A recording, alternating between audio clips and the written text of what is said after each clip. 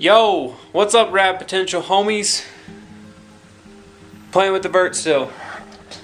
Engine's still in, not for long. I'm gonna give you a little tech tip.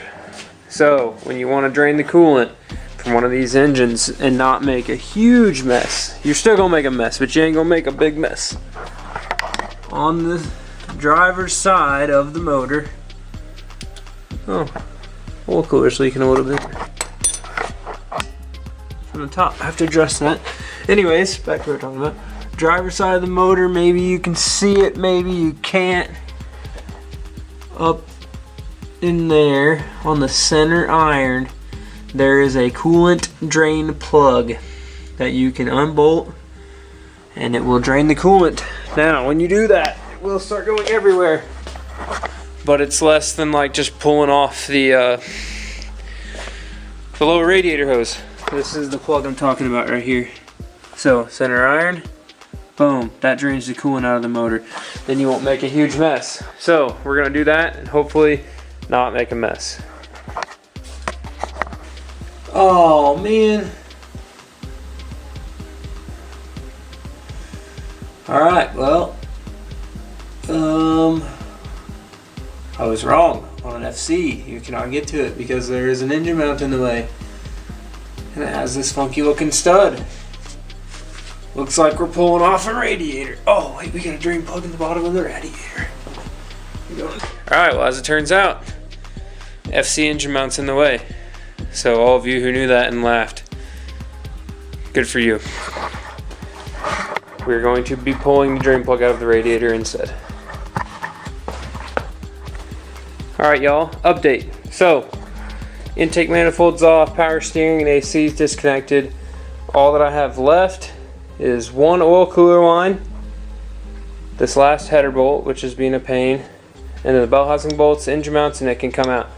So, whenever I had mentioned the 6-port, 5th and 6th port stuff in the earlier video, this is what I'm talking about right here. So, we're going to focus on this rotor, because there's 2 rotors, so each of them have 3 ports. So you have your primary port here in the center iron, secondary port here, and then your auxiliary port, which is this one. Now if you look, I'll slide this sleeve out. It'll come out. And this sleeve is the 6-port actuated sleeve, right? So there's a little actuator, which I'll show you in a second, on the intake manifold that turns this. See how it has that opening? Right here.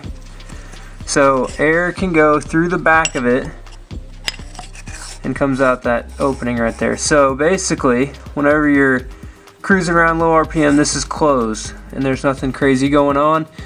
You just drive around. When you nail it and chuck the kitchen sink at it because you're trying to keep up with that grandma on her Focus, these things kick open and you still get smoked because these cars are kind of slow. So that's how the 5th and 6th port works. The reason this is called a 6-port engine, if you zoom out, you have 1 port, 2 ports, 3, 4, 5, 6. 6 ports, aka 6-port engine. NA stuff. So, what I've done for the turbo setup is we've taken a normal turbo 2 manifold, which is right here, and if I can get this off the wall in a timely manner, because this stupid tape likes to be a pain. And you take the turbo manifold, notice, besides this old janky gasket that's on here. Anyways, so you take a turbo manifold, there's actually like a cutout right here, big hollow spot, and you fill it with JB Weld, whatever material you so desire. You fill that in, and then you port it to match the 6-port so that it seals up good up here. So I'll clean this one up a little bit better too. Same over here, you can see they had to fill it in a little bit, and then you put your gasket on there and let it eat. The bolt pattern on all the FCs are the same from NA to turbo. So another thing that I got, local guy Nick hooked me up with this. This is a Series 5 Turbo 2 throttle body. Now you need to have a Series 5, I believe, when you run a Power FC or an FD manifold, the REW or the 13BRE, for the sake of the TPS, because these have a wideband TPS, so it has the full range on both of them, and I think one of these can go away. You can just use the one, especially if you go to like a standalone ECU. So the reason I picked this one up, I could have very well used the throttle body that I already had. So the Series 5 NA throttle body, which is here, is pretty much the exact same as far as the TPS setup. It's just flipped upside down. So you can run this throttle body and bolt it on upside down, just like this, onto the Turbo 2 manifold and run it. But if you notice a few different things, so extra vacuum ports right there, the coolant pickup on the Turbo 2 is right here versus both of them being on this side, on the NA one, and also the this little damper is basically so when you let off the throttle it doesn't close the throttle blades too fast, is in a different location. Now you can use this.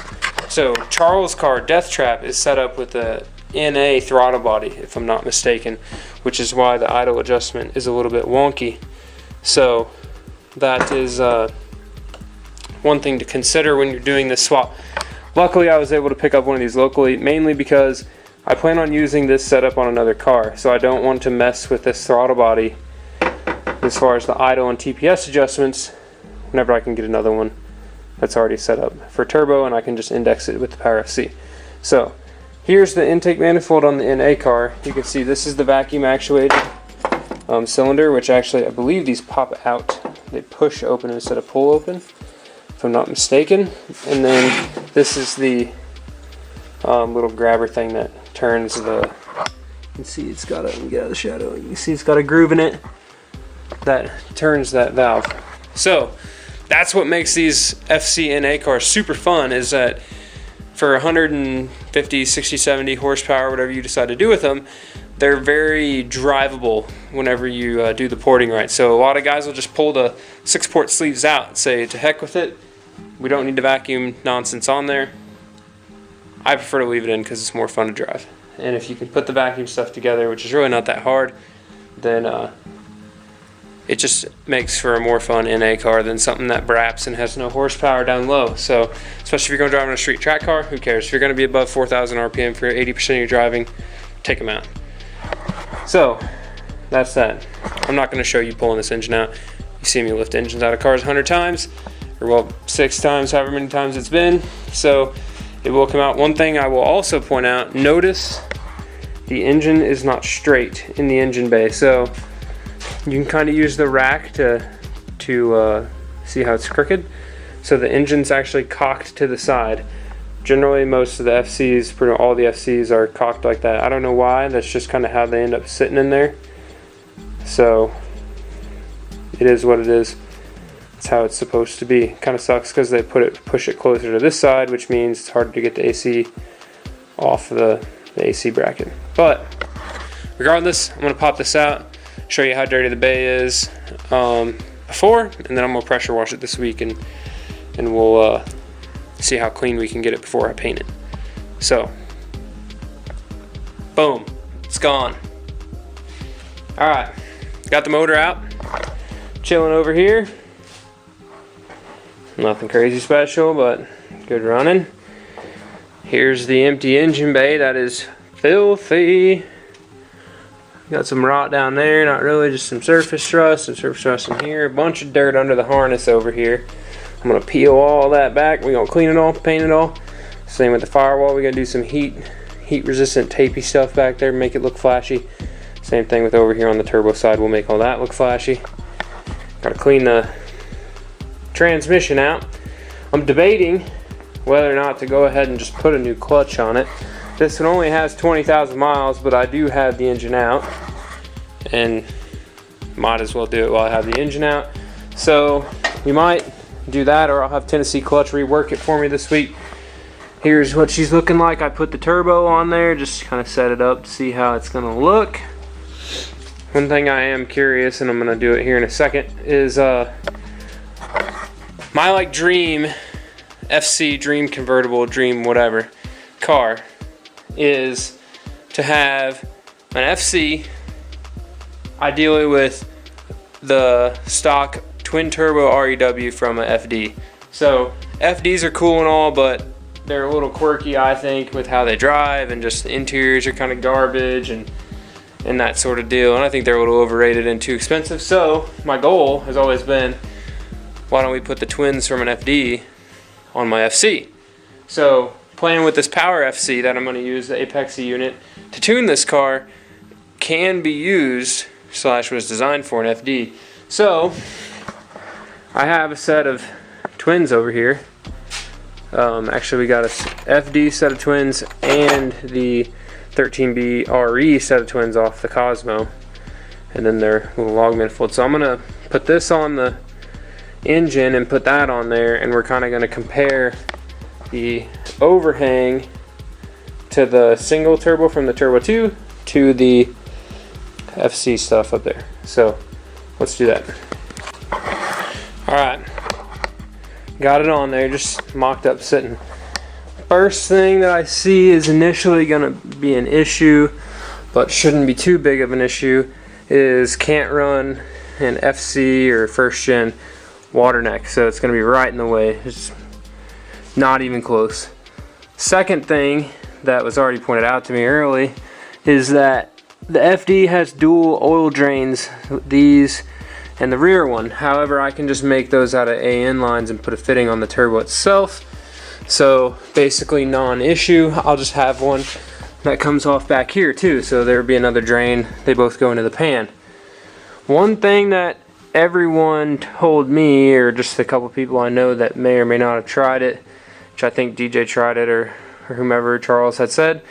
So they said it hits the frame rail, or hits the body of the car. Now, looking at it, and I'd have to do some measuring off of this, it sticks out further, about the same as the stock turbo. However, what I don't have on it right now is the downpipe, the inlets, which I think this comes up and over, goes in, and I think that's it. So I would need to get a downpipe on here to see how that's gonna fit, see how far it sticks out. One thing, I think, you know, whereabouts this would line up on this car, it's going to be pushing it right into about right above the frame rail. So I think modification to the downpipe would have to happen to make that work. So, but it looks like it could potentially be a thing, maybe in the future. Iteration 3 of the RX-7 convertible will be playing with the twins. So I'd like to try to get these on this car. That would be the ultimate dream. FC right there. 280 horsepower, whatever, 15 pounds of boost, 14 I think some max these can make. Sequential, so you have boost at 2,000 RPM, and it would just be fun. You know, we're not talking, the Vert is not a race car. It is just a fun canyon ripper. Throw the top down, crank the tunes, and rip. Not a race car. I have other race cars. So it doesn't need tons of horsepower, it just needs to be fun. So that's the kind of the goal here with just running this stock turbo. While I had it apart to clean the bay anyways, I wanted to do some upgrades. So I'm gonna leave you here for now. When we come back, the bay is clean. Yo, look at the bay. Nice and clean. Now still have some surface rust issues from, looks like where some brake cleaner got down in there. I'll have to get in there and wire wheel pretty much all of that. This could be a pain, but I think I can get to it. This side's looking good. Just need to get in there, scuff it all, and it's ready to be blasted with some paint. Same thing, top of the firewall. I'm gonna pull this trim piece off here and run a tape line along the cowl. Clean all this out, clean the same over there, and paint up to there. We're going to tape the fenders off too, repaint the rails here, and I'm going to flip this open, paint the top of the core support. So, some work ahead of us. However, it's Wednesday night, which means y'all get a video tomorrow, today, whenever you're seeing this. So, thanks for watching. The build continues. Oh, also, we've acquired a new turbo and a long runner for a project in the future. So, if you want to see cool boosty things happen, 1, this car, 2, maybe the truck, and yeah. Next video, ideally this thing's painted. If it's not, well then, maybe we accomplish something else. Thanks for watching. Keep it rad. Boom.